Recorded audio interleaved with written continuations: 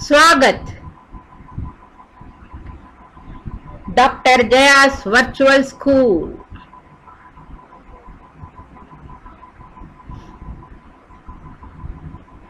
Like level 4 Hindi.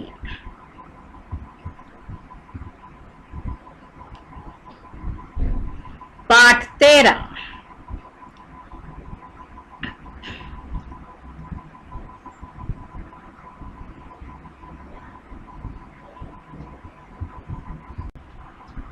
व्याकरण। विस्मय यादिबोधक अव्यय।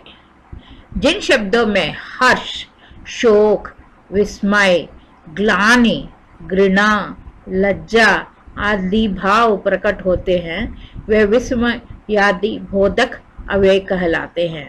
इन्हें द्योतक भी कहते हैं।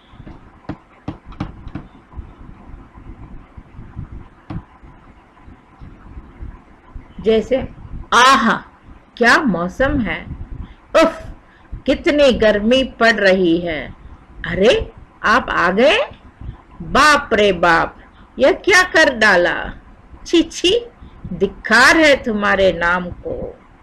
इनमें उफ, अरे, बाप रे बाप, छी छी, आहा सभी अव्यय विस्मय यादिबोधक अव्यय है।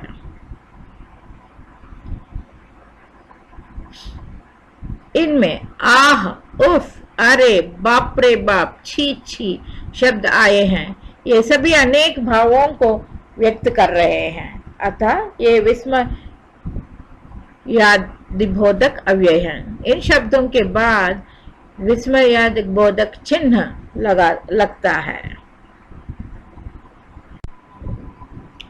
प्रकट होने वाले भाव के आधार पर इसके भेद है। जैसे हर्षबोधक आहा, धन्य, वाह वाह, ओहो, वाह, शबाश। शोकबोधक आहा, हाय हाय हाय, हा, रिहे, रिथि, बापरे, हैं, ए, ओहो, अरे, वाह विस्मय यादिबोधक। छी, हट, दिख, दत्त, छी छी, चुप, तिरस्कार बोधक।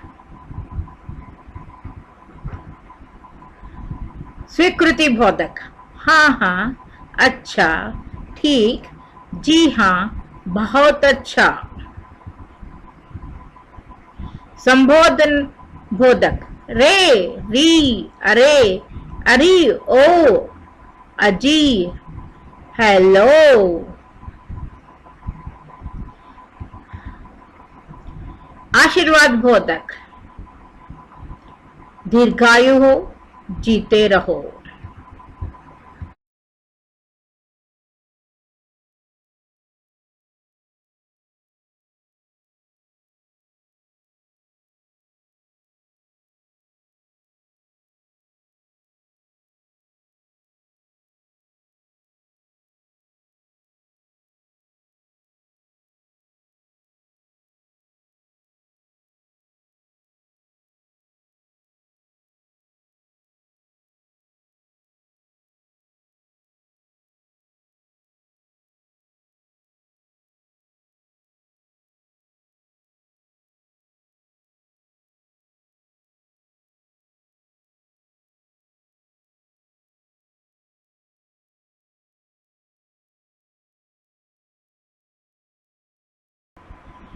चींटी की शादी।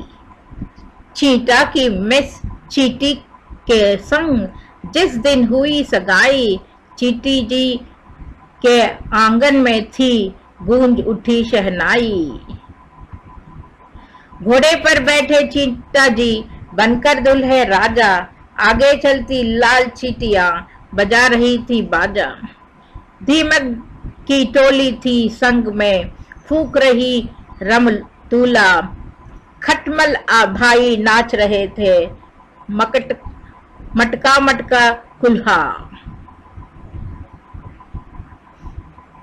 दुर्खुचियों का दल था मद में, मस्तात था जाता, पैर तिरकते थे ढोलक पर, अंग अंग गाता था। घमरे, इल्मी और कैंचुए थे कतार में पीछे, मद में थे संगीत मथुर के, चलते आंखें मीचे। जैसे ही चीटी सज धज कर ले वरमाला आई, दूल्हे चीटी ने दहेज में महंगी कार मंगाई। यह सुनकर चीटी के दादा गुस्से में चिल्लाए, शर्म न आई जो दहेज में कार मांगने आए। धन दहेज की मांग हुआ करती है इंसानों में, हम जीवों को तो यह विष सी चुभती है कानों में। मिस चीटी बोली चीटा से, लोभी हो तुम धन के, नहीं ब्याह सकती मैं तुमको कभी नहीं तन मन से। सभी बराती बंधु बंधुओं को वापस ले जाओ, इंसानों के किसी वंश में अपना ब्याह रचाओ। विषय स्वतंत्रता की ओर। स्वतंत्रता की ओर। धनी को पता था कि आश्रम में कोई बड़ी योजना बन रही है, पर उसे कोई कुछ ना बताता। वे सब समझते थे कि मैं 9 साल का हूँ, इसलिए मैं बुद्धू हूँ, पर मैं बुद्धू नहीं हूँ। धनी मन ही मन में बड़बड़ाया। साबरमती में सबको कोई ना कोई काम करना होता है।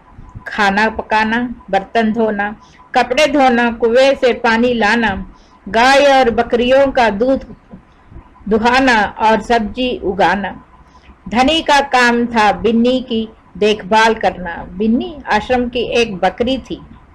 धनी को अपना काम पसंद था क्योंकि बिन्नी उसकी सबसे अच्छी दोस्त थी।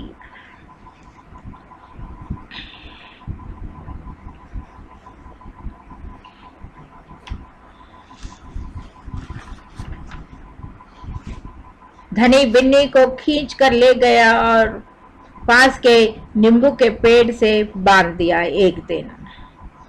और तब सभी लोग बात कर रहे थे तो धनी हैरान रह गया। क्या नमक की जरूरत ही सबको है? इसका मतलब है कि हर भारतवासी गरीब से गरीब भी वह कर देता है। बिंदा चाचा के ने आगे समझाया।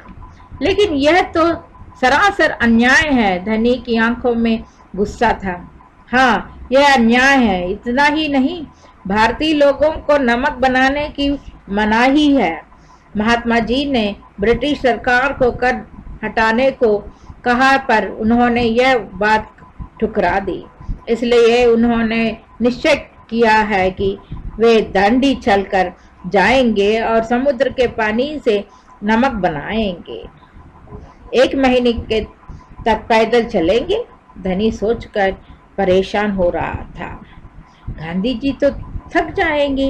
वे दौड़ी बस या ट्रेन से क्यों नहीं जा सकते?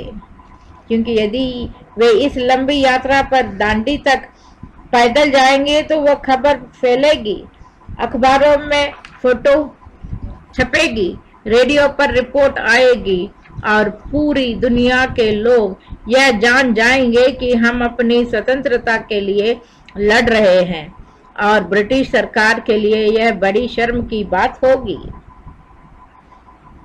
तो दोपहर को जब आश्रम में थोड़ी शांति छाई, धनी अपने पिता को ढूंढने निकला। वह एक पेड़ के नीचे बैठकर चरखा चला रहा था।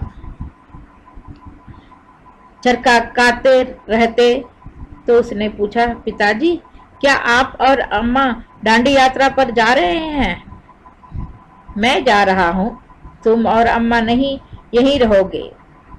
मैं भी आपके साथ चल रहा हूँ। धनी ने हट पकड़ ली। मैं 9 साल का हूँ और आपसे तेज दौड़ सकता हूँ। गांधी जी बड़े व्यस्त रहते थे, उन्हें अकेले पकड़ पाना आसान नहीं था, पर धनी को यह समय मामूल था जब उन्हें बात सुनाने का समय होगा। रोज सुबह वह आश्रम में पैदल घूमते थे। अगले दिन जैसे ही सूरज निकलता, धनी बिस्तर छोड़कर गांधी जी को ढूंढने निकला। वे गौशाला में गायों की देख रहे थे, फिर वहां सब्जी के बगीचे में मटर और बंद गोभी देखते हुए बिंदा से बात करने लगे। धनी और बिन्नी लगातार उनके पीछे पीछे चल रहे थे। धनी दौड़कर उनके पास पहुंचा। बिन्नी भी साथ में कूदती हुई आई। तुम्हारा क्या नाम है बेटा? धनी बापू। और यह तुम्हारी बकरी है? जी हाँ, यह मेरी दोस्त बिन्नी है, जिसका दूध आप रोज सुबह पीते हैं। धनी गर्व से मुस्कुराया। मैं इसकी देखभाल करता हूँ। बहुत अच्छा, गांधी जी ने हाथ हिलाकर कहा। गांधी जी मुस्कुराए और कहे, तुम अभी छोटे हो बेटा, दांडी तो बहुत दूर है। सिर्फ तुम्हारे पिता जैसे नौजवान ही मेरे साथ चल पाएंगे। जब धनी ने उनसे दांडी मार्च के लिए पूछा तो, पर आप तो नौजवान नहीं हैं, धनी बोला। आप नहीं थक जाएंगे? मैं बहुत अच्छे से चलता हूँ, गांधी जी ने कहा। मैं भी बहुत अच्छे से चलता हूँ, धनी भी अड़ गया। हाँ, ठीक बात है, बस बिल्कुल सही कह के वो अपने आश्रम को के मेरे बिन्नी की देखभाल करो करके सबको बता के वो अपने इनके साथ चल पड़ा। धनी बोला, बिन्नी और मैं आपका इंतजार करेंगे। जब बापूजी ने बोला, नहीं, तुम पीछे रह जाओ।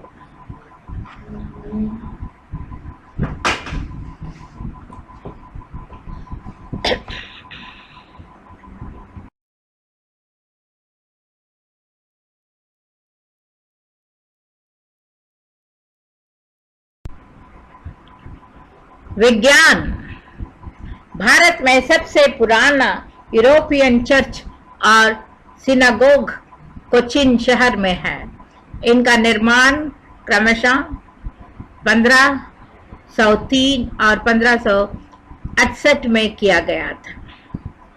ज्यू और ईसाई व्यक्ति भारत में क्रमशः 200 BC और 52 AD से निवास करते हैं।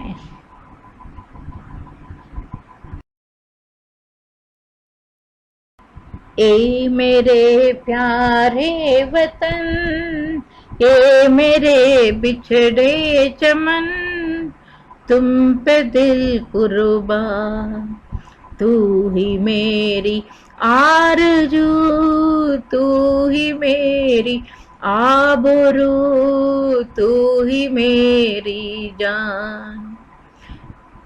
तेरे दामन से जो आए उन हवाओं को सलाम, चूम लूं मैं उस जुबा को जिस पे आए तेरा नाम। सबसे प्यारी सुबह तेरी, सबसे रंगी तेरी शाम, तुझ पे दिल कुर्बान। माँ का दिन बन के कभी सीने से लगा जाता हूँ, और कभी नहीं सी बेटी बन के याद आता हूँ। जितना याद आता है मुझको उतना तड़पाता है तू, तुझ पे दिल कुर्बान। ए मेरे प्यारे वतन, ये मेरे बिछड़े चमन, तुझ पे दिल कुर्बान। छोड़ कर तेरी जमी को दूर आ पहुँचे हैं हम, फिर भी है हम ही तमन्ना तेरे जरों की कसम।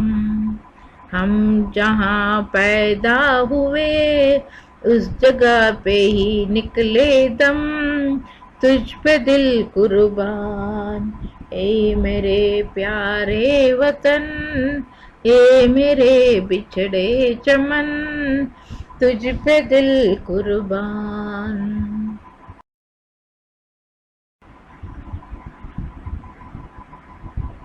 कहानी।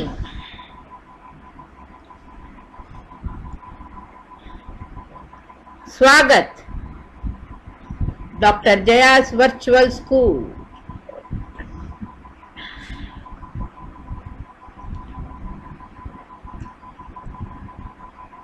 नीति कथाएं।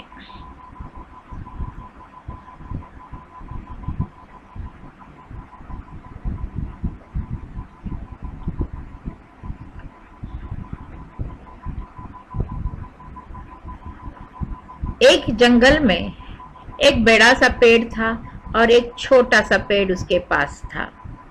बड़ा पेड़ हमेशा बोलता था, मैं बहुत बलवान हूँ, देखो। तो छोटा पेड़ बोलता, मैं तो बलवान नहीं हूँ। हाँ, जब भी हवा आता है तुम नीचे गिर जाते हो। हाँ, तुम्हारी टहनियां भी तो नीचे गिर जाती, टहनियां नीचे गिरती है लेकिन मैं फिर से उगा देता हूँ। मैं बहुत बलवान हूँ। तुम दुर्लभ हो। मैं दुर्लभ हूँ? हाँ, देखो वो कोई आदमी आ रहा है तुम्हें काटने के लिए। तो उसको छोटा सा पौधा था, वो बहुत ही घबरा गया, क्या ये आदमी मेरे को काट के लेकर चले जाएगा क्या करके। वैसे ही बहुत विषाद गाधा अपना किसको सुनाए करके सोचा। इतने में और एक आदमी आया। बोला, ये आदमी क्या करेगा, अभी मेरे को लेकर जाएगा। तो बड़ा पेड़ ने बोला, हाँ देख ले, तेरे को लेकर चले जाएगा। तो छोटा पौधे ने बोला, नहीं नहीं, मेरे को नहीं लेकर जाएगा। क्यों नहीं लेकर जाएगा? हाँ, मैं इतना दुबला हूं, उसको जरूरत नहीं है मेरी। क्यों नहीं है जरूरत? पेड़ तो सभी काट के लेकर चले जाते हैं, उनसे बहुत सारी चीजें बनाते हैं। हाँ, मेरे से तो कुछ नहीं बना सकते, तेरे पेड़ से तो पूरा फर्नीचर बना सकते हैं, घर में गद्दा लेकर आ सकते हैं, मेज बना सकते हैं, कबर्ड बना सकते हैं। तो ऐसे इसमें एक दिन बहुत बड़ा सा तूफान आ गया। उस तूफान में ये बड़ा पेड़ नीचे गिर गया। उसको देखते देखते बहुत ही घबराहट हो गई छोटे पेड़ को। तो बोला, देख बड़े पेड़, एक बड़ा पेड़ नीचे गिर गया है। हाँ, मैंने देखा है। देखा, तूफान आने से मैं ही नहीं, तेरे जैसे बड़े पेड़ भी नीचे गिर सकते हैं। इसमें जो आदमी आया था वो कूद रहा था। उसने सोचा, छोटे पेड़ ने क्या अभी मेरे को लेकर जाएगा? नहीं। इतने में दूसरे लोग आए, पूरे पेड़ काटने लगे और काटते काटते इन लोगों ने बड़े पेड़ को भी नहीं छोड़ा। बड़ा पेड़ बोला, मुझे मत काटो, मुझे मत काटो, मैं बहुत पुराना पेड़ हूँ, मैं यहाँ इतने सालों से रह रहा हूँ। लेकिन सुनने वाला कौन था? बड़े पेड़ को भी सब लोग काटने लगे। बड़ा पेड़ इतना घबरा गया, छोटे पेड़ से बोला, देख, मैं तो बोल रहा था कि मैं बहुत बलवान हूँ और तू दुर्लभ है, लेकिन देख मेरा अवस्था भी, मेरे को भी ये लोग काट देंगे क्या? तो बोला कि भगवान बलवान को और दुर्लभ को दोनों को सहायता करते हैं। तू बहुत बलवान है करके करता था, इसलिए भगवान ने तुम इन लोगों को भेजा है। और बस देखते ही देखते बड़े पेड़ को काट दिया। बड़ा पेड़ एकदम पूरा कट गया। उन लोगों ने ऐसा काट दिया कि कुछ भी नहीं बचा, नीचे से एकदम काट दिया था पेड़ को। उसको देखते हो छोटा सा झाड़ी जो पास में था, वो तो घबरा गई कि मेरे ऊपर भी आ जाएगा क्या, ये लोग मेरे को भी काट देंगे क्या? लेकिन उन लोगों ने छोटे पेड़ को कुछ नहीं किया और क्या भी क्या, उसको लेकर जाके एक अच्छे से बगीचे में फिर से गाड़ दिया। और छोटा पेड़ उस बगीचे में रह के हमेशा बड़े पेड़ को याद करता रहा कि वो इतना बलवान था, फिर भी उन लोगों ने काट दिया। मेरे को लेकर आके इस छोटे से बगीचे में रख दिया और मेरा पूरा अच्छा काट के मेरे को एक आकार दे दिया मेरे पेड़ को। और उस आकार से मैं वहीं रही बहुत सालों तक। मैं बहुत सुरक्षित हूँ। दुर्लभ है लेकिन भगवान हम लोगों को देख लेता है।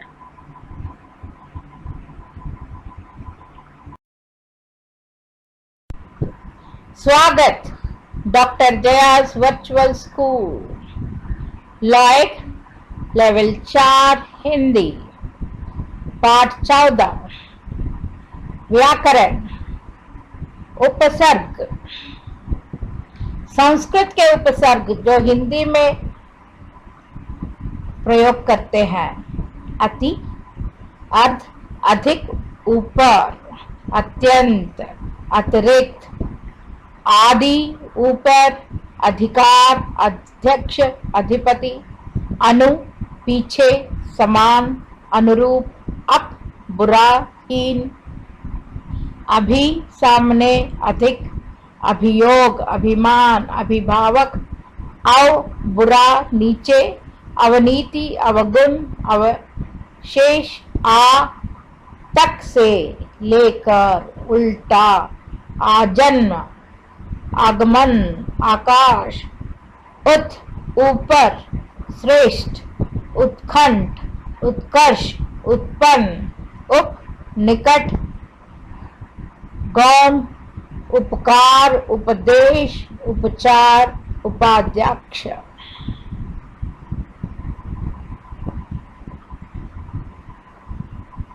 दुर, बुरा, कठिन, दुर्जन, दुर्दशा, दुर्गम, दुस, बुरा, दुश्चरित्र, दुस्साहस, दुर्गम, नि, अभाव, विशेष, नियुक्त, निबंध, निमग्न, निर, बिना, निर्वाहक, निर्मल, निर्जन, निस, बिना, निश्चल, निश्चल, निश्चित, परा, पीछे, उल्टा, परामर्श, पराधीन, पराक्रम, परि, सब, और, परिपूर्ण, परिजन, परिवर्तन, प्रा, आगे, अधिक, उत्कृष्ट, प्रयत्न, प्रबल, प्रति, सामने, उल्टा, हर एक,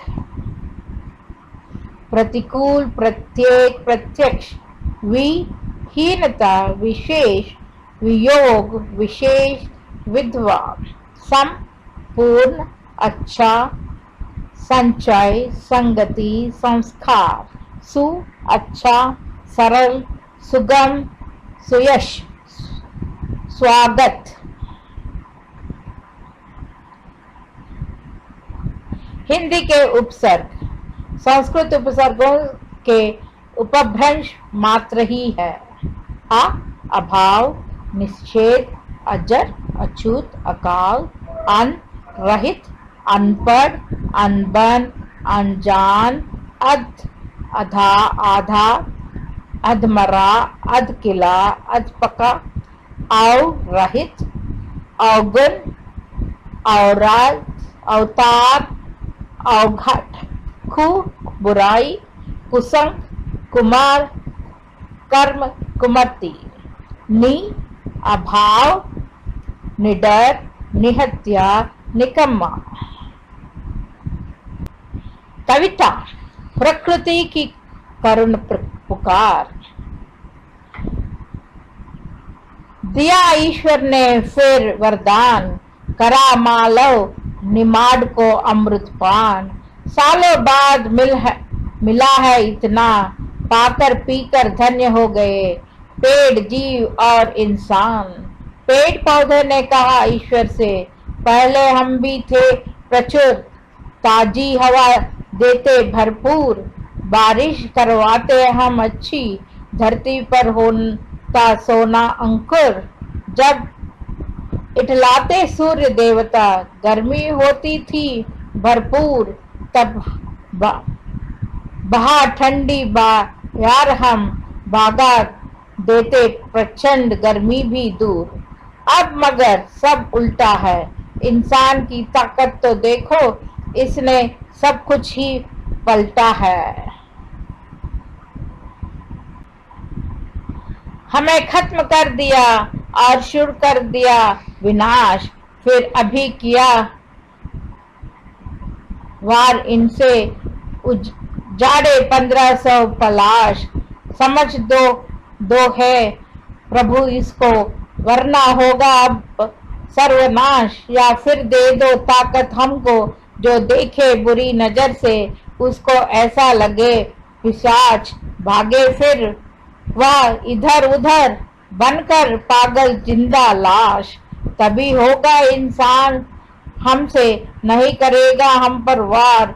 ऐसा होगा जब भी धरती पर खुशी आएगी अपार। पौधे लगा उन्हें पेड़ बनाओ, फिर होगा आंगन सबसे सुख समुद्र का अंबार, सुख समुद्र का अंबार। पेड़ चुप हुए, जीव जंतु बोले, पहले हम भी थे बहुत, संभाले जंगल को मजबूत। रहने को था आशिया, वन संपदा थी अखूत। वन उजाड़ घर हमारा छीना, इंसान हो गया है कपूत। बिगाड़ दिया तेरी रचना को, बन गया वह तो यमदूत। अब विनती है ईश्वर तुमसे, फिर कर दो जंगल घनघोर। लौटा दो वो प्रकृति हमें, जो थी चंचल थी चित चोर। चीर हरण कर इंसान इसका कर रहा है बलात्कार। पहले था वह क्रूर लेकिन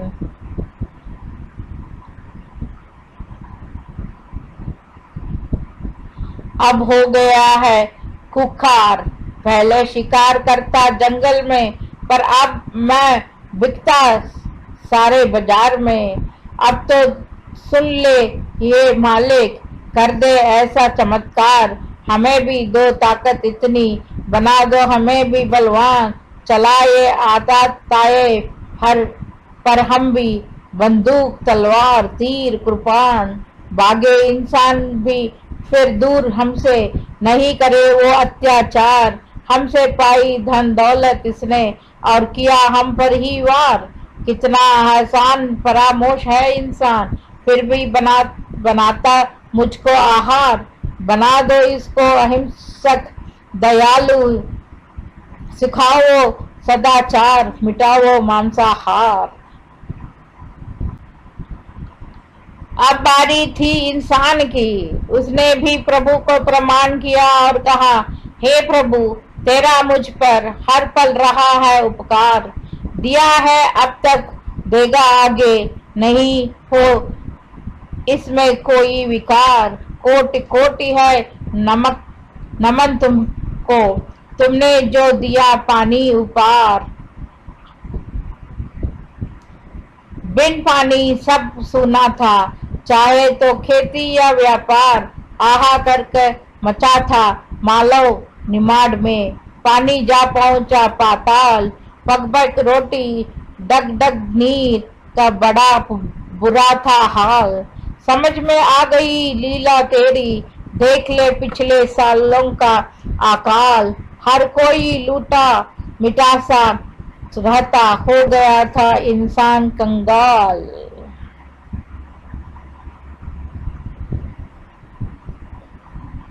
सबकी सुनकर ईश्वर बोले, हे सुन ले इंसान, काटना नहीं पेड़ एक भी, जब तक लगा चला या नहीं पौधे हजार। नहीं मारना जीव जंतु कोई, मत कर परिस्थिति का तंत्र को बेकार। तूने बोए पेड़ बबूल के, तो कहाँ से पाएगा आम। पाप बोएगा तो पाप कटेगा, कर तू एक या हजार। अभी देख रही ट्रेलर दुनिया, कैसा लगा मेरा चिकन गुनिया। घर नहीं सुधरा अब तू तो, खत्म हो जाएगी सारी दुनिया। मत बिगाड़ मेरी प्रकृति, बहुत हो गई इससे छेड़छाड़। वरना इंसान फ्लू से अनेक मंजर, कर देते धरती को इंसान से उजाड़। रोटी दाल हमारे लिए बहुत ही आवश्यक है। इस विषय में तो सबको जानकारी होना चाहिए कि हमें रोटी कहाँ से आता है, ये दाल कहाँ से आता है। भगवान ने हमको सब कुछ दिया है, लेकिन ये रोटी दाल हर एक जने को हर एक दिन चाहिए। रोटी बनाते हैं और दाल बनाते हैं, दोनों तो खाते हैं, लेकिन बनाना भी तो आना चाहिए। तो रोटी दाल जो भी खाते हैं उनको बनाना भी चाहिए। देख लो कैसा बना रहा है ये लड़का।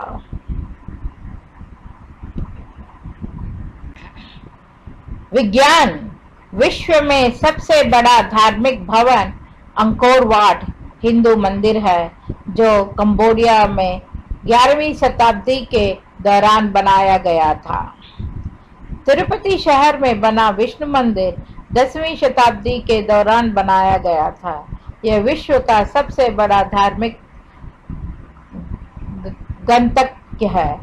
रोम या मक्का धार्मिक स्थलों से भी बड़े इस स्थान पर प्रतिदिन औसतन 30,000 श्रद्धालु आते हैं और लगभग 6 मिलियन अमेरिकी डॉलर प्रतिदिन चढ़ावा आता है। गाना। ये मेरे वतन के लोगों, तुम खूब लगा लो नारा, ये शुभ दिन है हम सबका, लहरा लो तिरंगा प्यारा। पर मत भूलो सीमा पर वीरों ने है प्राण गवाया, कुछ याद नहीं भी कर लो, उन्हें भी कर लो जो लौट के घर ना आए। ए मेरे वतन के लोगों, जरा आंख में भर लो पानी, जो शहीद हुए हैं उनकी जरा याद करो कुर्बानी। जब घायल हुआ हिमालय, खतरे में पड़ी आजादी, जब तक थी सांस लड़े दो, फिर अपनी लाश बिछा दी। संगीन पे घर धर कर माथा सो गए अमर बलिदानी, जो शहीद हुए हैं उनकी जरा याद करो कुर्बानी। जब देश में थी दिवाली, वो खेल रहे थे होली, जब हम बैठे थे घरों में, वे झेल रहे थे गोली। ये धन्य जवानों आपने, थी धन्य दो उनकी जवानी, जो शहीद हुए हैं उनकी जरा याद करो कुर्बानी। कोई सिख कोई जाट मराठा, कोई गुरखा कोई मद्रासी, सरहद पर मरने वाला हर वीर था भारतवासी। जो खून गिरा पर्वत पर, जो वो खून था हिंदुस्तानी, जो शहीद हुए हैं उनकी जरा याद करो कुर्बानी। थी खून से लथपथ काया, फिर भी बंदूक उठा के 10-10 को एक ने मारा, फिर गिर गए होश गवा के। जब अंत समय आया तो कह गए कि अब मरते हैं, खुश रहना देश के प्यारो, अब हम तो सफर करते हैं। क्या लोग थे वो दीवाने, क्या लोग थे वो अभिमानी, जो शहीद हुए हैं उनकी जरा याद करो कुर्बानी। तुम भूल न जाओ उनको, इसलिए कही ये कहानी, जो शहीद हुए हैं उनकी जरा याद करो कुर्बानी। जय हिंद की सेना, जय हिंद, जय हिंद की सेना, जय हिंद, जय हिंद, जय हिंद।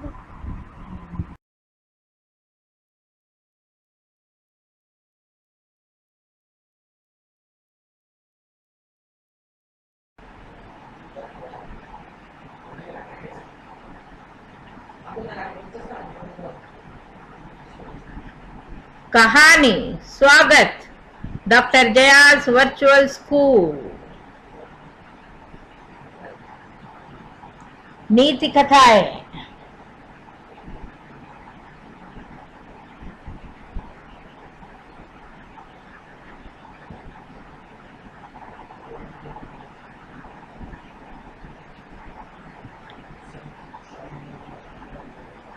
एक बार एक चींटी पानी के पास आई और देख रही थी, छोटा सा तालाब था, वहां देख रही थी और एक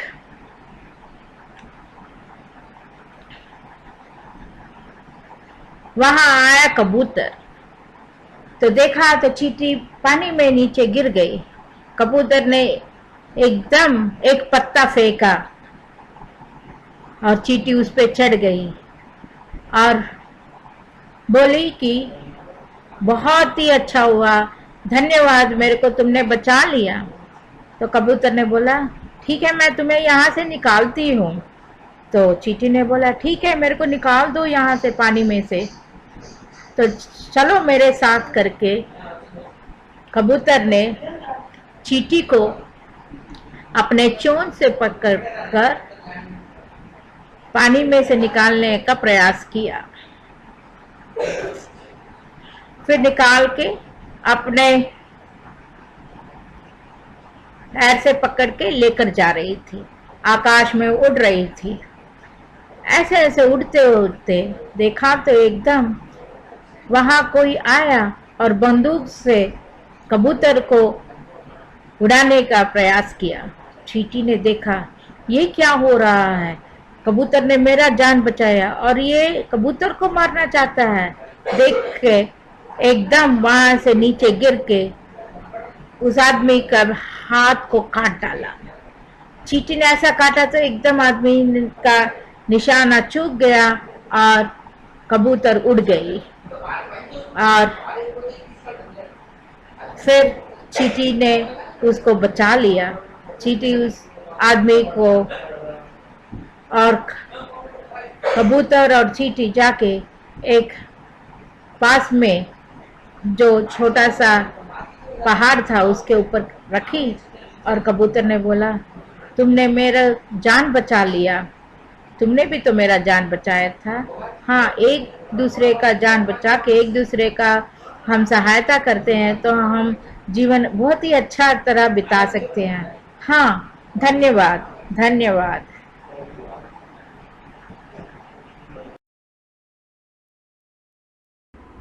स्वागत doctor Jayas virtual school. Lloyd level 4 Hindi पाठ 15। गाना।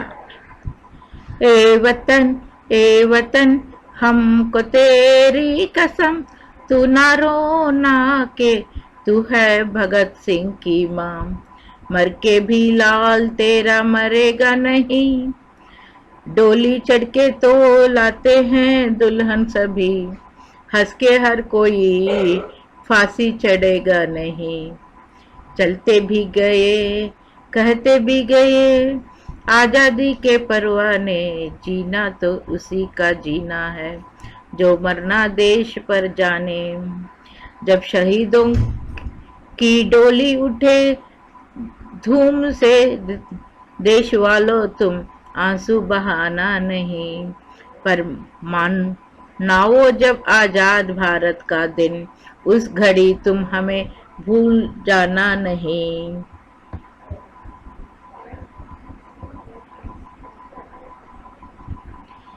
ए वतन हमको तेरी कसम, तेरी राहों में जा तक लुटा जाएंगे, फूल क्या चीज है तेरे कदमों पे, हम भेंट अपने सरों की चढ़ा जाएंगे। ए वतन, ए वतन। कोई पंजाब से, कोई महाराष्ट्र से, कोई यूपी से, कोई बंगाल से, तेरी पूजा की थाली में लाए हैं हम फूल हर रंग के। आज हर डाल से नाम कुछ भी रह सही, पर लगन एक है। जोत से जोत दिल की जगा जाएंगे। ए वतन, ए वतन, हमको तेरी कसम, तेरी राहों में जा तक लुटा जाएंगे। ए वतन, ए वतन।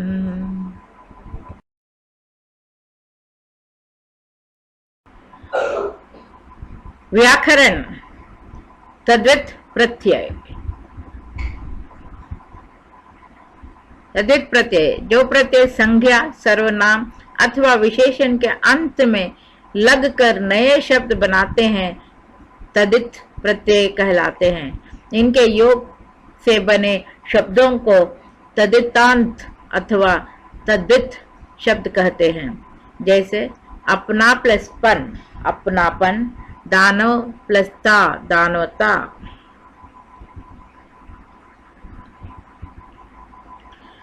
कृतवाचक तद्धित जिससे किसी कार्य के करने वाले का बोध हो, जैसे सुनार, कहार आदि।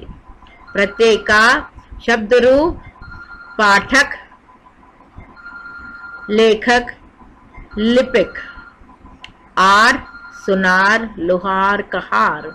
कार पत्रकार, कलाकार, चित्रकार। इया सुविधा, दुखिया, अडतिया। एरा सपेरा, टटेरा, चितेरा। आ मछुआ, गेरुआ, टलुआ। वाला टोपी वाला, घर वाला, गाड़ी वाला। दार ईमानदार, दुकानदार, कर्जदार। हार लड़कहारा, पनिहारा, मनिहार। ची मचली, खजानची, मोची। गर कारीगर, बाजीगर, जादूगर। भाववाचक तद्धित जिसमें भाव व्यक्त हो, जैसे सर्फा, बुढ़ापा, संगत, प्रभुता।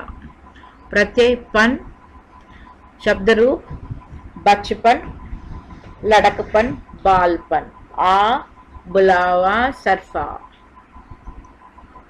आई बलाई, बुराई, टिडाई। आहट चिकनाहट, कड़वाहट, घबराहट। ईमा लालिमा, महिमा, अरुणिमा। पा बुढ़ापा, मोटापा। ई गर्मी, सर्दी, गरीबी, औती, बपौती। संबंधवाचक जिससे संबंध का बोध हो, जैसे ससुराल, भतीजा, चचेरा। प्रत्यय आल ससुराल, ननिहाल। एरा मचेरा, चचेरा, फुफेरा। जा बानजा, भतीजा। इक नैतिक, धार्मिक, आर्थिक।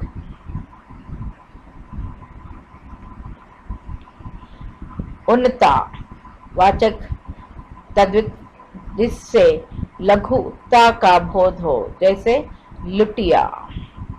प्रत्यय इया शब्द रूप लुटिया, डिबिया, खटिया।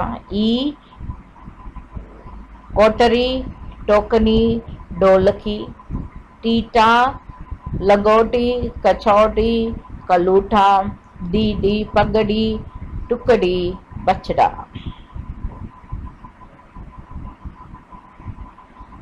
गणवाचक इकहरा, पहला, पांचवा।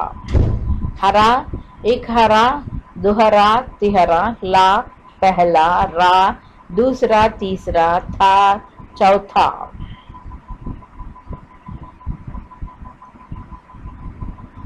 साध्यवाचक तद्धिता समता का बोध हो, जैसे सुनहरा। सा, पीला सा, नीला सा, काला सा। हरा, सुनहरा, रूप हरा। गुणवाचक तद्धित, जैसे कि गुण का बोध हो। भूख, विषैल, कुलवंत। आ, भूखा, प्यासा, ठंडा, मीठा। ई, धनी, लोभी, क्रोधी।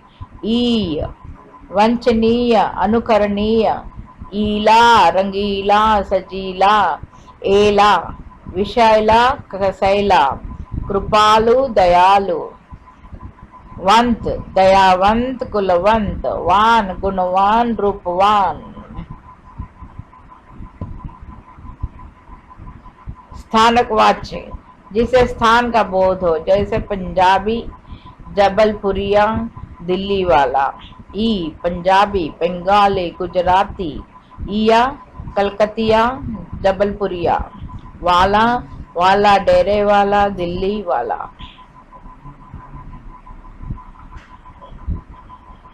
कृत प्रत्यय और तद्धित प्रत्यय के अंतर।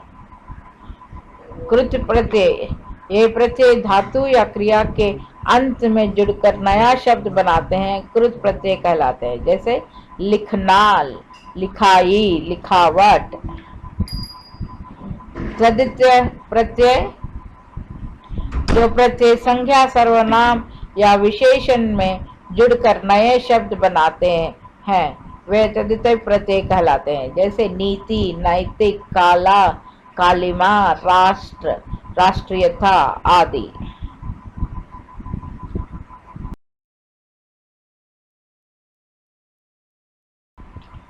कविता।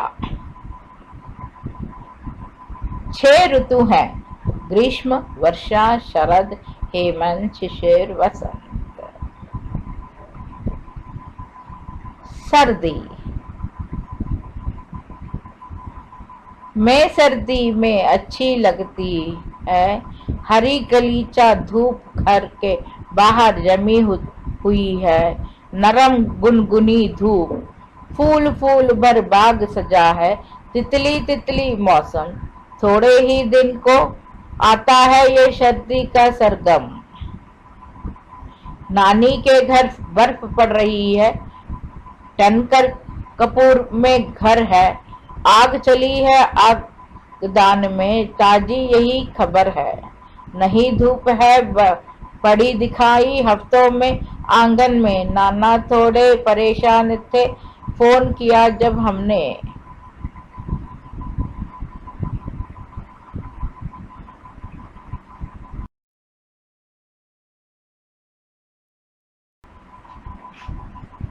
पड़क्कू की सूझ। एक पड़क्कू बड़े तेज थे, तर्कशास्त्र पढ़ते थे। जहां ना कोई बात वहां भी नहीं बात करते थे। एक रोज वे पड़े फिक्र में, समझ नहीं कुछ पाए। बैल घूमता है कोल्हू में, कैसा बिना चलाए। कई दिनों तक रहे सोचते, मालिक बड़ा गजब है। सीखा बैल को रखा इसने, निश्चय कोई डब है। आखिर एक रोज मालिक से पूछा उसने ऐसा, अजी बिना देखे लेते तुम जान बेद, यह कैसे। कोल्हू का यह बैल तुम्हारा चलता या अड़ता है, रहता है घूमता, खड़ा हो या पागुर करता है। मालिक ने यह कहा, अजी इसमें क्या बात बड़ी है, नहीं देखते क्या गर्दन में गड़ी एक पड़ी है। जब तक ये बचती रहती है मैं ना फिक्र करता हूँ, हाँ जब बचती नहीं दौड़कर तनिक पूछ धरता हूँ। कहा पड़क्कू ने सुनकर, तुम रहे सदा के कोरे, बेवकूफ मंतिक की बातें समझ सकोगे थोड़े। अगर किसी दिन बैल तुम्हारा सोच समझ अड़ जाए, चले नहीं बस खड़ा खड़ा गर्दन को खूब हिलाए। घंटी टुन टुन खूब बजेगी, तुम ना पास आओगे, मगर बूंद भर तेल सांझ तक भी क्या तुम पाओगे।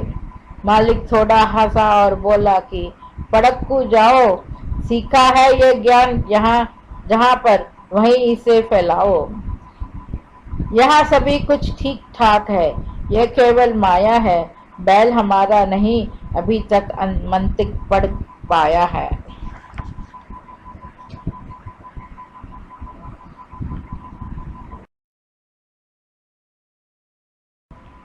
विज्ञान।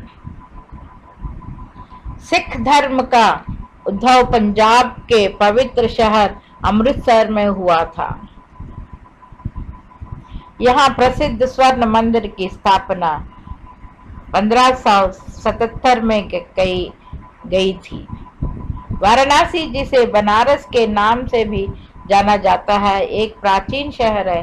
जब भगवान बुद्ध ने 500 बीसी में यहाँ आगमन किया और यह आज विश्व का सबसे पुराना और निरंतर आगे बढ़ने वाला शहर है।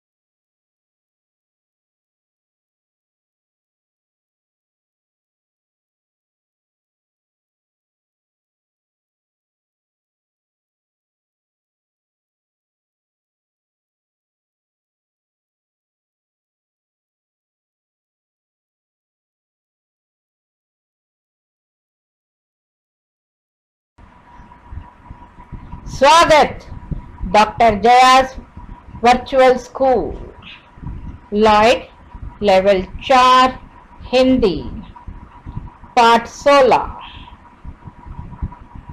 व्याकरण।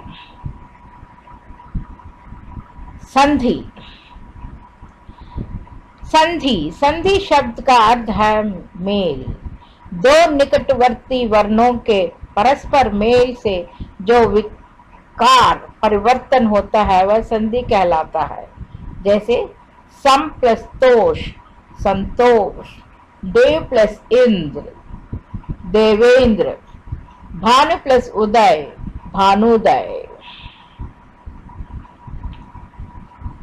संधि के भेद। संधि 3 प्रकार की होती है: स्वर संधि, व्यंजन संधि, विसर्ग संधि। स्वर संधि दो स्वरों के मेल से होने वाले विकार परिवर्तन को स्वर संधि कहते हैं। जैसे विद्या प्लस आलय विद्यालय।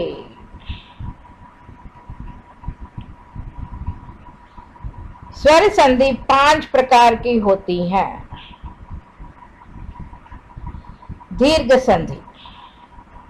हश्व या दीर्घ आ ई उ के बाद आदि हश्व या दीर्घ आ ई उ आ जाए तो दोनों मिलकर दीर्घ आ ई और ऊ हो जाते हैं।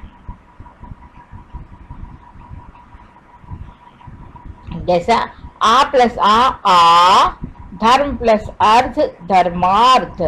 आ प्लस आ हिम प्लस आलय हिमालय। आ प्लस आ विद्या प्लस अर्धी विद्यार्थी। आ प्लस आ विद्या प्लस आलय विद्यालय।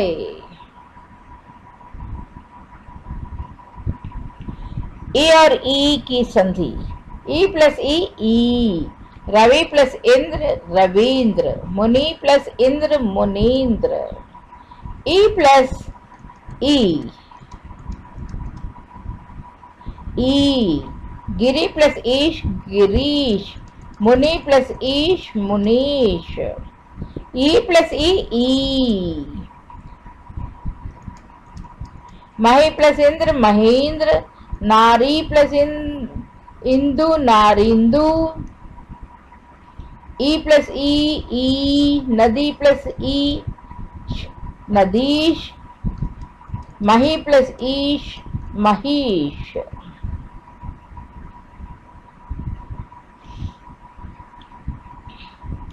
ऊ और ऊ की संधि। ऊ प्लस ऊ भानु प्लस उदय भानुदय। विदु प्लस उदय विदुदय। ऊ प्लस ऊ लघु प्लस उर्मी लघुर्मी। सिंधु प्लस उर्मी सिंधुर्मी। वधु प्लस उत्सव वधुत्सव। वधु प्लस उल्लेख वधुल्लेख। भू प्लस ऊर्ध भूर्ध। वधु प्लस ऊर्जी वधुर्जी।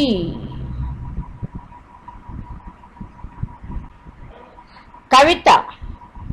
सूरज। सिर पर सूरज नीचे घास, आओ मिलकर नाचे आज। एक पेड़ है लंबा सा, फिर भी मुझसे छोटा सा। आसमान में 2 कौवे, रंग है उनका नीला सा। भूरे जूते भूरे बाल, शर्ट सफेद धारियां लाल। हरी घास और पीला सूरज, दिन को करता कैसा जगमग। हंसो हंसाओ आओ पास, सिर पर सूरज नीचे घास। विषय पहिया कुर्सी। एक दिन शिवानी गई डांस देखने। वहां बैठकर देख रही थी। इतने में एक आदमी आया पहिया कुर्सी से और शिवानी को धक्का दे गया। क्या हुआ? शिवानी नीचे गिर गई और शिवानी को पहिए के कुर्सी पे बैठना पड़ा।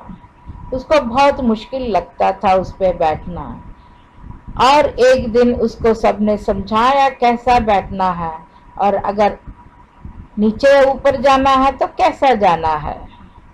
तो शिवानी निकल पड़ी एक दिन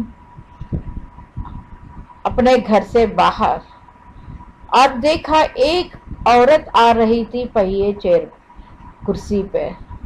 देखते ही देखते उसको डर लगा, क्योंकि वो औरत इतना जोर से जा रही थी, उसे पता नहीं चला कि औरत जा रही अपने आप या गिर रही थी। बस उसने ठान लिया, मुझे नहीं चाहिए पहिया कुर्सी, और एकदम ठीक हो गई और नाचने लगी, फिर से खुद भी नाचने लगी। विज्ञान। भारत द्वारा श्रीलंका, तिब्बत, भूटान, अफगानिस्तान और बांग्लादेश के 3 लाख से भी अधिक शरणार्थियों को सुरक्षा दी जाती है, जो धार्मिक और राजनैतिक अभियोजना के फलस्वरूप वहां से निकल गए हैं।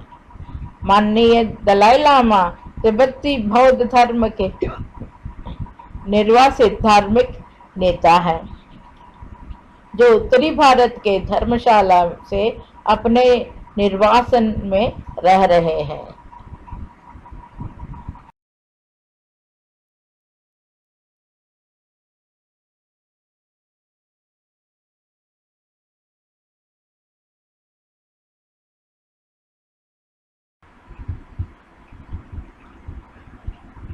स्वागत डॉक्टर जयास वर्चुअल स्कूल।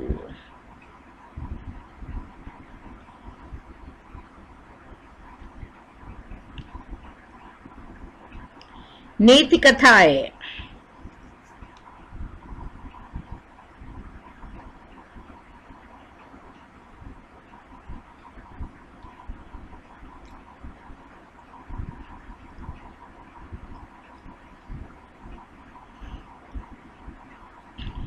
एक बार एक बंदर छोटे से नाव में बैठ के अब वही सबका राज है करके, वो खुद राजा है करके सोच के पानी में, समुद्र में जा रहा था।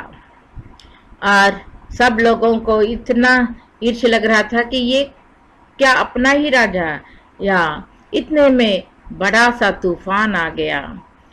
उस तूफान में बंदर पानी में गिर पड़ा, समुद्र में गिर पड़ा, और उसी समय एक डॉल्फिन ने देखा कि बंदर नीचे गिर गया है, पानी में गिर गया है, इसलिए वह खुद पानी में छलांग मार दी और जहाज तो नीचे चले गया, और डॉल्फिन बंदर को पास में एक जो आइलैंड था उसके ऊपर लेकर आकर रख दी और बोली कि देखो तुम इधर बैठो। तो बंदर तो सोच रहा था कि, वो बोला हाँ हाँ मैं राजा हूँ, परवाह नहीं, मैं बैठ सकता हूँ यही। तुम राजा हो, ठीक है, तुम इस इलाके का राजा हो, देख लो करके डॉल्फिन वहां से निकल पड़ी। तो एकदम बंदर ने सोचा वहां तो कोई नहीं था। वो एकदम घबरा कर बोला, मुझे अकेले छोड़ के मत जाओ, मुझे अकेले मत छोड़ के जाओ। राजा, तुम जब राजा हो तो खुद को देखना पड़ता है सब लोगों को। नहीं नहीं नहीं, मुझे मत छोड़ के जाओ। तो डॉल्फिन ने बोला, देखो अकड़ना नहीं चाहिए, सबके साथ इकट्ठा रहना चाहिए, सबके साथ स्नेह पूर्व रहना चाहिए। अगर अकड़ोगे तो ऐसा ही होगा, तो मैं यहीं बैठ के अपना नाम जपते रहो कि मैं राजा हूँ, मैं राजा हूँ। तो बंदर ने बोला, नहीं मेरे को मत छोड़ो, ठीक है मैं थोड़ा कुछ खाने के लिए लेकर आती हूँ, बाद में देखा जाएगा करके डॉल्फिन फिर से पानी में उछाल के चले गई।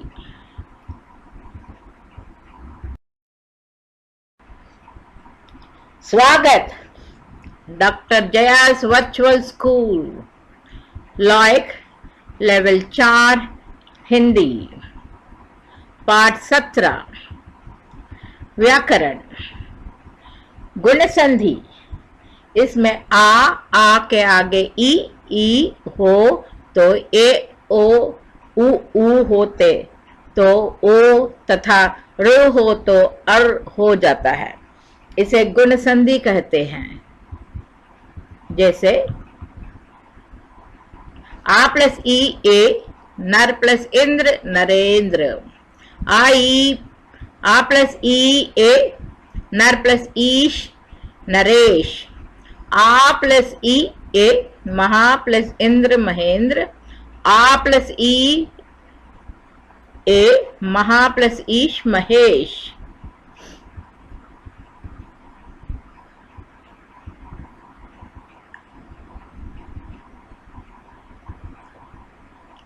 आ प्लस ई ओ, ज्ञान प्लस उपदेश ज्ञानोपदेश। आ प्लस उ ओ, महा प्लस उत्सव महोत्सव।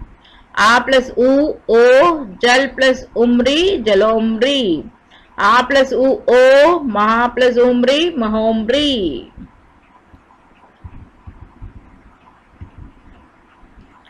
आ प्लस री और दे प्लस ऋषि देव ऋषि। आ प्लस रू और, महा प्लस ऋषि महर्षि। वृद्धि संधि। आ का ए से मेल होने पर, ए आ का ओ से मेल होने पर औ हो जाता है। इसे वृद्धि संधि कहते हैं।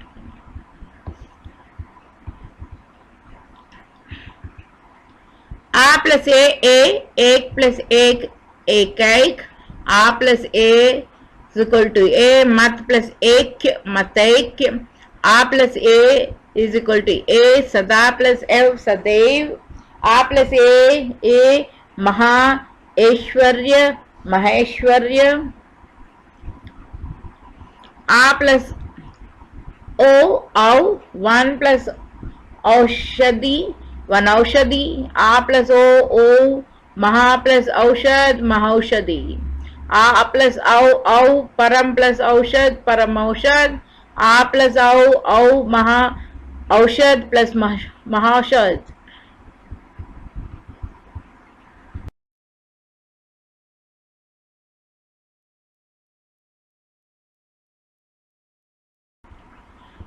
कविता। दिवाली। मेज भरी पकवान दिवाली, रॉकेट की उड़ान दिवाली। लक्ष्मी गणपति खील खिलौने, सजी धजी दुकान दिवाली। दियों की कतार दिवाली, फुलझड़ियों अनार दिवाली। घर आंगन मन उपवन सारा, ज्योतिर्मय संसार दिवाली।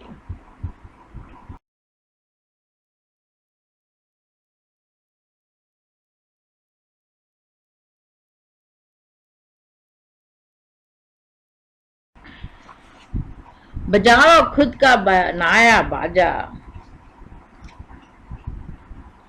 देखो हम जल तरंग कैसा बनाते हैं।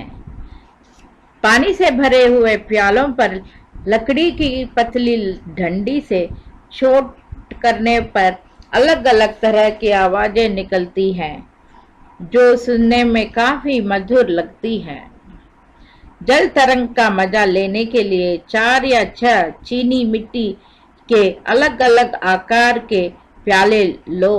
अब उनमें पानी भरकर उन्हें एक क्रम में रखो। इन जल में से भरे प्यालों पर लकड़ी की डंडी से चोट करो। सुनाई दी ना मधुर मधुर आवाज। अब अंदाज लगाओ कि इस बाजे का नाम जल तरंग क्यों पड़ा।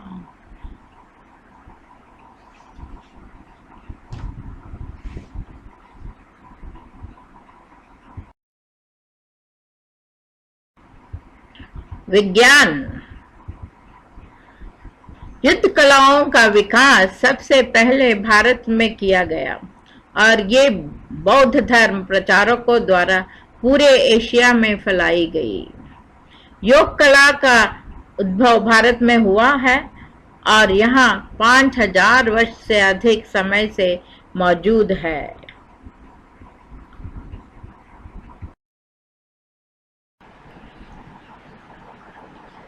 कहानी।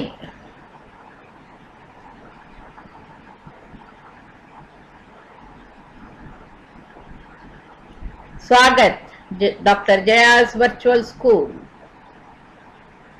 नीति कथाएं।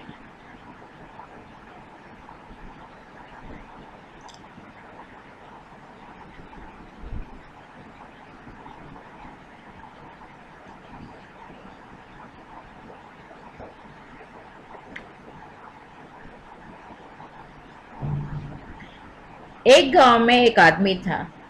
वह रोज पास वाले शहर जाके अपना काम करके फिर वापस आ जाता।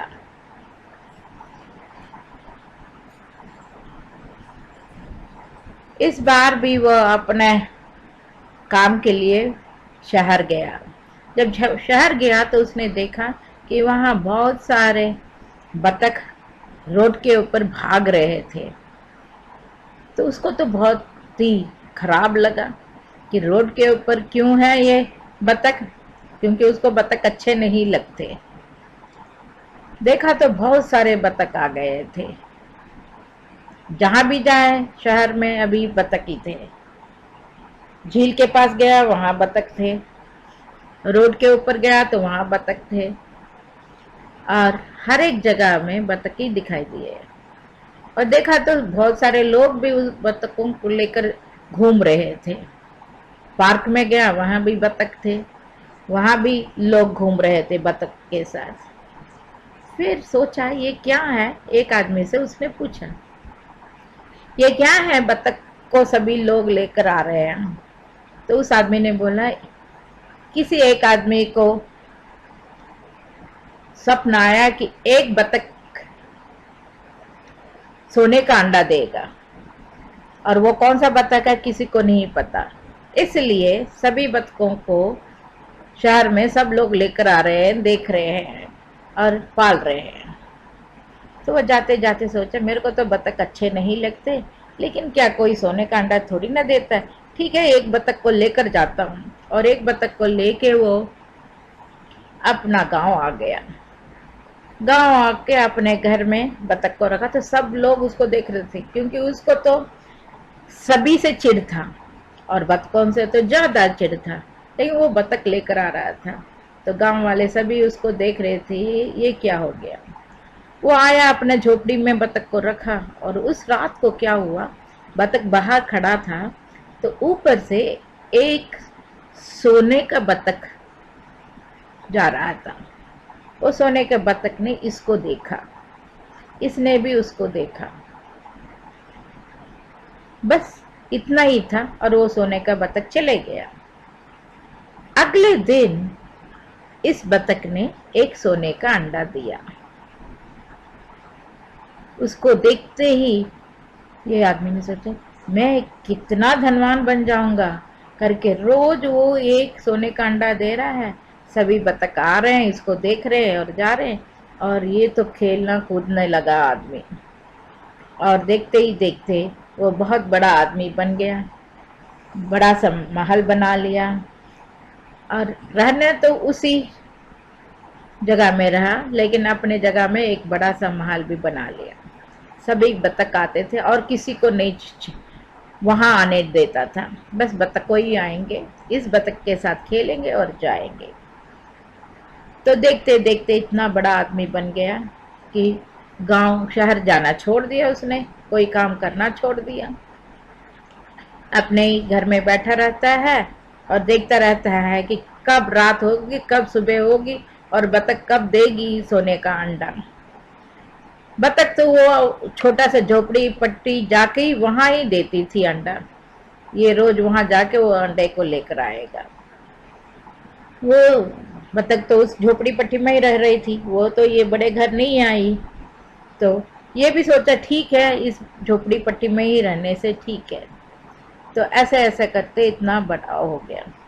एक दिन उसके दिमाग में आया कि ये क्या है, रोज रोज का झंझट, ये बतख सभी आ रहे हैं जा रहे हैं, और ये बतख के साथ खेल रहे हैं। क्यों मैं ये सब कुछ, एक बार इसको काट के पूरे अंडे ले लूं तो हो गया खत्म और बतख को फेंक सकता हूँ। ऐसा सोच के वो एक बड़ा सा चाकू लेकर आके बतख को काट दिया। अंदर देखा तो एक भी अंडा नहीं था। तो ये समझ में नहीं आया इसको कि क्यों अंडा नहीं है। वो सोचा तो इसके पेट में बहुत सारे अंडे होंगे, लेकिन बतख के पेट में एक भी अंडा नहीं था और बतख मर गया। इस मूर्ख आदमी का समझ में इतना नहीं आया कि पूरा दिन होने के बाद दिन में एक ही अंडा देती है बतख, लेकिन ये मूर्ख को तो पैसे चाहिए थे। बस रोने लगा, पीटने लगा अपने आप को और बोलने लगा कि मैं इतना मूर्ख कैसे बन गया। मेरे सोना का पूरा कारोबार खत्म, मेरा जिंदगी खत्म, ये बतख को क्या हो गया। और वहां से वो पागलपन कर रहा। सभी बतख तो आ रहे हैं जा रहे हैं, लेकिन ये बतख तो है ही नहीं, उसको आगे से क्या मिलेगा। वह अपने घर बाहर बैठ के इन सभी बतखों को बुला बुला के खाना खिलाता। और कुछ नहीं चाहिए मेरे को, ठीक है, मैंने बहुत गलत किया है, बतखों से माफी मांगता रहता है।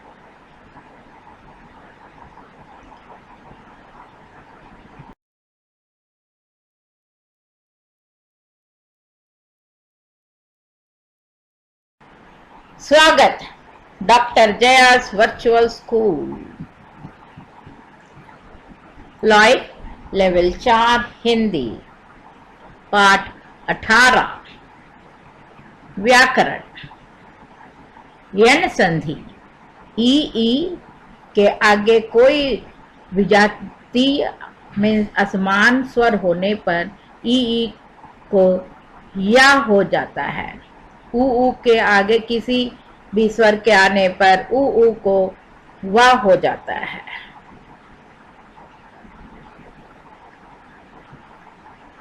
री के आगे किसी विजातीय स्वर के आने पर रु को र हो जाता है। इन्हें यण संधि कहते हैं।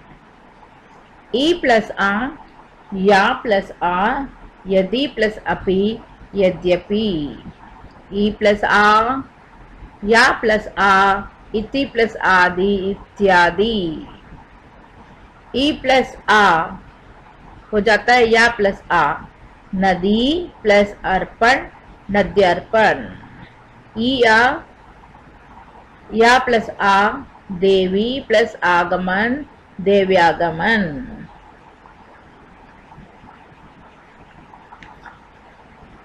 उ प्लस आ, वा हो जाता है, वा plus uh. Anu plus I, Anvay. Uh plus उ प्लस आ, वा प्लस आ हो जाता है। सु प्लस आगा, आगत, स्वागत। उ प्लस अ, वा प्लस या ये हो जाता है। अणु प्लस ऐषण, अन्वेषण। री प्लस आ, रा प्लस आ हो जाता है। पितृ प्लस आज्ञा, पित्राज्ञा।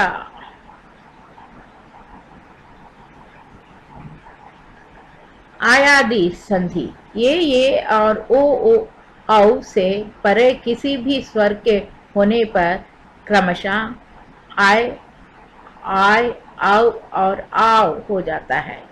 इसे आयादी संधि कहते हैं। जैसे कि ए प्लस आ, आय प्लस आ ने अन प्लस नयन।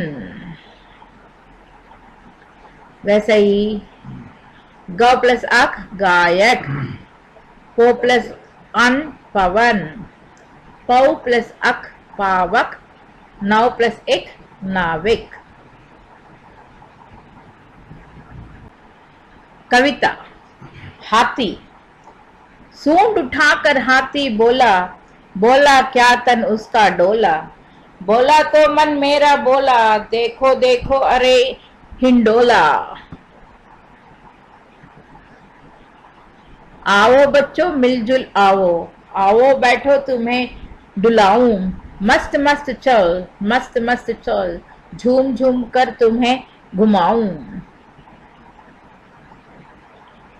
घूम घूम कर झूम झूम कर ले जाऊंगा नदी किनारे। सूंद भरूंगा पानी से मैं, छोड़ दूंगा तुम पर फव्वारे।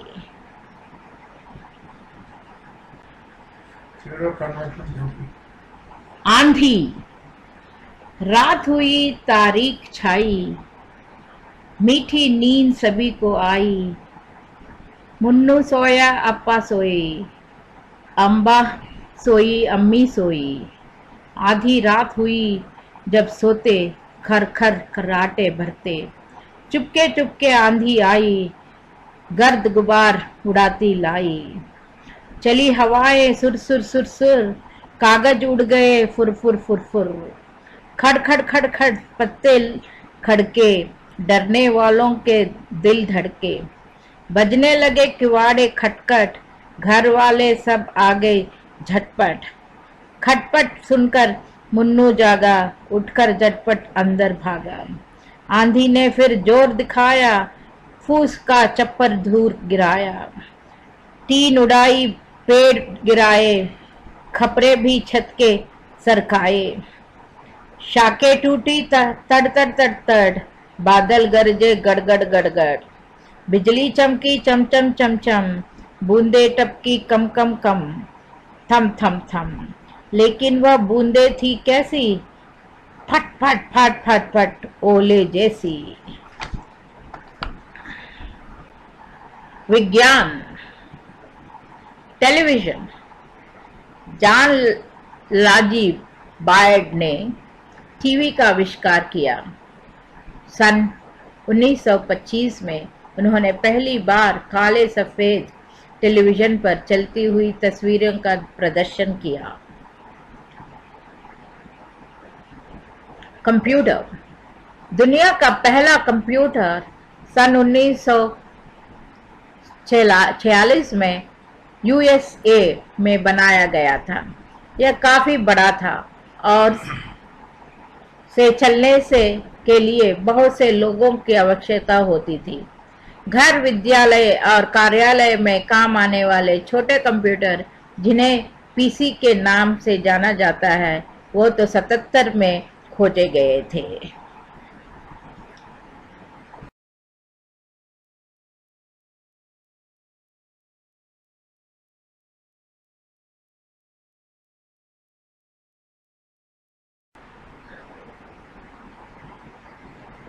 स्वागत डॉक्टर जयास वर्चुअल स्कूल।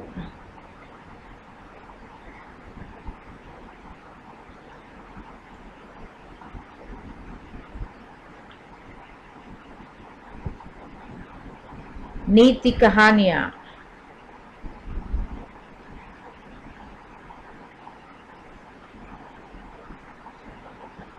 दीदी कहाँ जा रही हो? कहीं भी नहीं, बस वो तितलियों को देखने जा रही हूँ। तितलियां? हाँ, चलो, हमारे बगीचे में बहुत सारी तितलियां हैं। देखो, तुम्हारे पास भी एक तितली है। चलो चलो, हम दोनों तितलियों को देखने चलते हैं।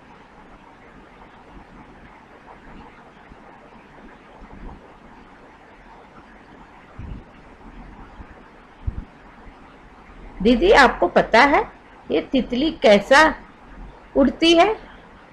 हाँ हाँ, देखो कैसा उड़ रहे हैं तितलियां।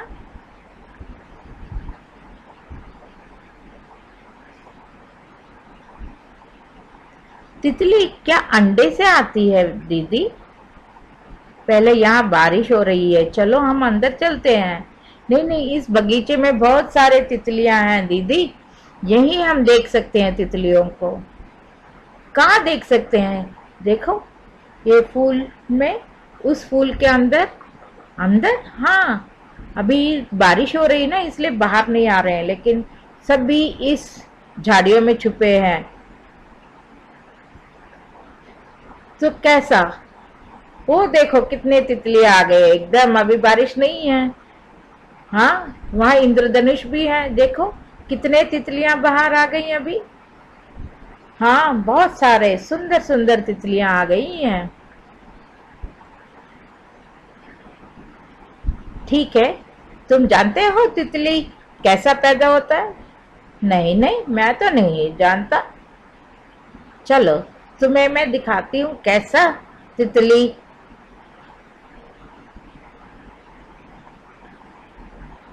कैसा तितली, छोटा तितली बड़ा तितली बन जाता है? नहीं, वो छोटा तितली कहाँ से आता है? छोटा तितली भी तो कहाँ से आता है, मुझे नहीं पता। तो मैं तुम्हें बताती हूँ। यहाँ देखो, ये तितली का है, पहले अंडे देते हैं, फिर वो कैटरपिलर बन जाते हैं, फिर उसका प्यूपा बनता है, फिर तितली बनता है। पहले अंडा, फिर कैटरपिलर, फिर प्यूपा और बड़ा तितली। बहुत अच्छा है दीदी, ये तो सभी ऐसे ही है ना, अंडों से आता। हाँ, अंडे से तो सभी आते हैं, लेकिन ये कैटरपिलर और प्यूपा तितली ही बनता है। पहले अपने आप को रक्षा करने के लिए वो अपने अंडे को जाके अंदर रख के पहले कैटरपिलर बन जाता है, फिर उसके बाद प्यूपा बना के सुरक्षित रहता है, फिर आ जाते हैं तितली। ये तितलियां देखो, वो इंद्रधनुष के पास कितना अच्छा तितलियां हैं। ये सभी तितलियां मेरे को बहुत अच्छे लगते हैं। पकड़ो मत, तितलियों को नहीं पकड़ना चाहिए। क्यों? बस देखे उन आनंद लो, लेकिन पकड़ो मत, पकड़ने से वो मर जाएंगे, मर जाएंगे। हाँ, रंग बिरंगे तितलियां, यहाँ रंग बिरंगे तितलियां देख लो। हाँ, इधर देखो प्यूपा से कैसे बन गए तितली। देखो देखो, इधर है ना, वो प्यूपा है और उसमें से तितलियां बाहर आ गई। हाँ, छोटा सा है प्यूपा, कैटरपिलर है वो तो, कैटरपिलर है, उसमें से आ गया।